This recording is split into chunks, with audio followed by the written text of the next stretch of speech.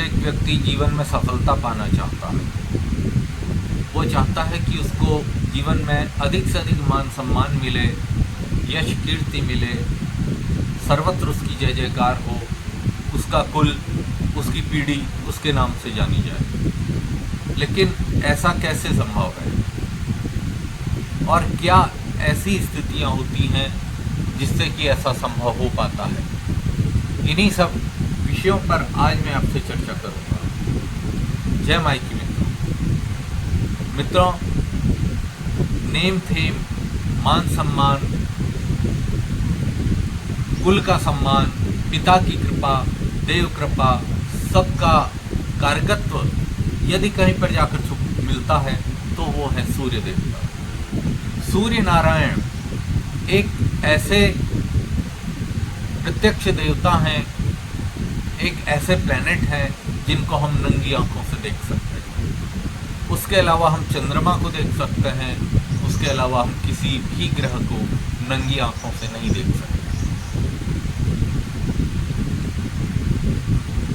जानने वाली बात, समझने वाली बात यह है कि जब जन्मपत्री का निर्माण होता है मनुष्य के जन्म के साथ, तो उसकी ग्रह स्थितियां भी निर्धारित हो जाती हैं। और अगर किसी की कुंडली में ऐसे ग्रह निर्धारित हो गए हैं या ऐसे ग्रह बन गए हैं जो उसको नीच प्रभाव देने वाले होते हैं, या जो नीच के हों, शत्रु स्थान में बैठे हुए हों, 6, 8, 12 में बैठे हुए हों, तो निश्चित रूप से ऐसे ग्रहों का दुष्प्रभाव हमें मिलता है। ऐसा जातक परेशान रहता है, वो मान सम्मान के लिए प्रयास करता रहता है।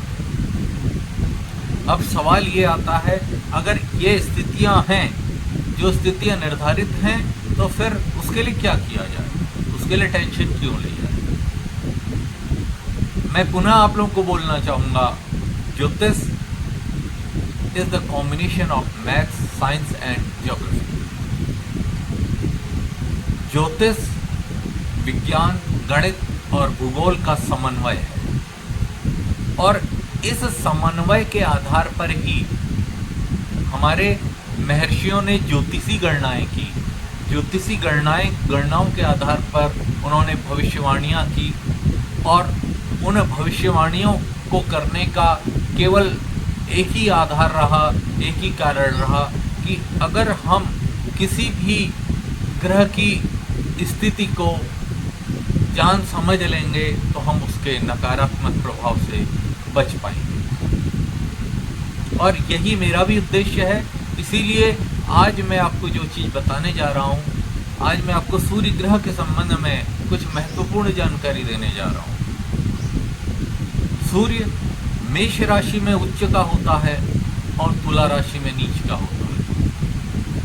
सिंह राशि में ये स्वराशिस्थ हो जाता है और अच्छा प्रभाव या सम प्रभाव देने वाला होता है।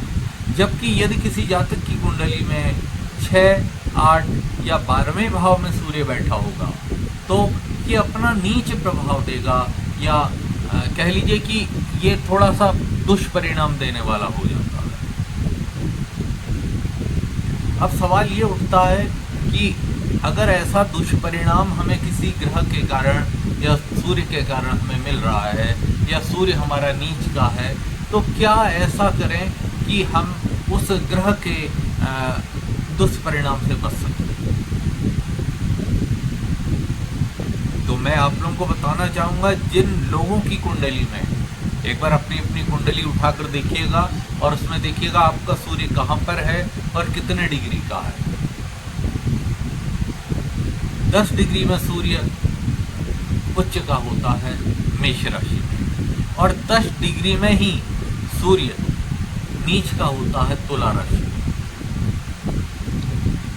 जबकि 18 से 24 डिग्री के बीच में ये अपनी युवावस्था में होता है, और 24 से 30 डिग्री में ये अपनी वृद्धावस्था में होता है, और इसी के हिसाब से फलादेश किया भी जाता है।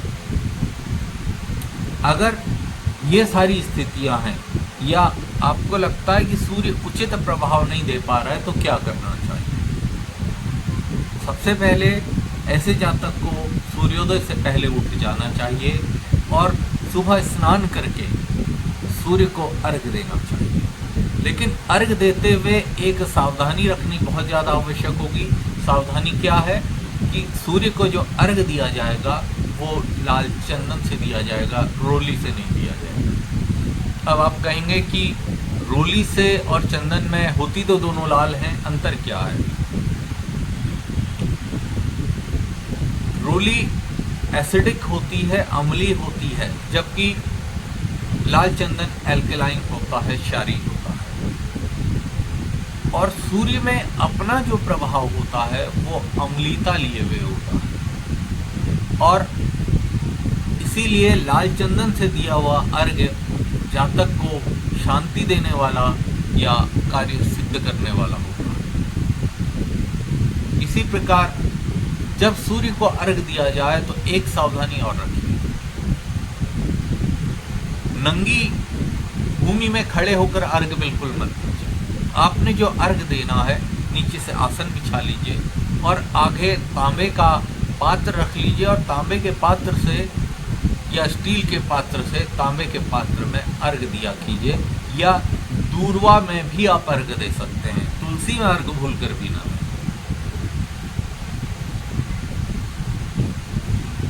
अगला काम, आप सूर्य मंत्र का जप अवश्य करें, जिसमें ओम सूर्याय नमः, ओम ह्रीं घृणी सूर्यादित्याय श्री, ओम ह्रां ह्रीं ह्रौं स सूर्याय नमः, कोई भी मंत्र का आप जप कर सकते हैं और कम से कम प्रयास कीजिए कि 7 माला जप आप करें।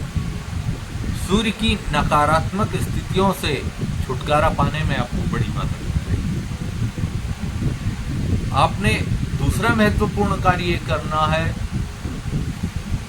आदित्य हृदय स्तोत्र या सूर्य कवच का पाठ करना है। और अगर आप ये सारी चीजें करते हैं तो अगर किसी जातक की कुंडली में पितृदोष जैसा कोई दोष है, या उसको डिफेम मिल रहा है, या बार बार बनते बनते काम उसके बिगड़ जा रहे हैं, आत्मविश्वास की कमी है, तो उसमें भी उसको लाभ होने लगता है। ये सारे कार्य आप कीजिए। और अगर आपको कोई और जानकारी चाहिए हो, कोई बात समझ में ना आई हो, तो कमेंट्स के माध्यम से ज़रूर पूछिएगा। अगली बार फिर आपके सामने आऊँगा ऐसी ही किसी महत्वपूर्ण जानकारी के साथ। तब तक के लिए जय माता।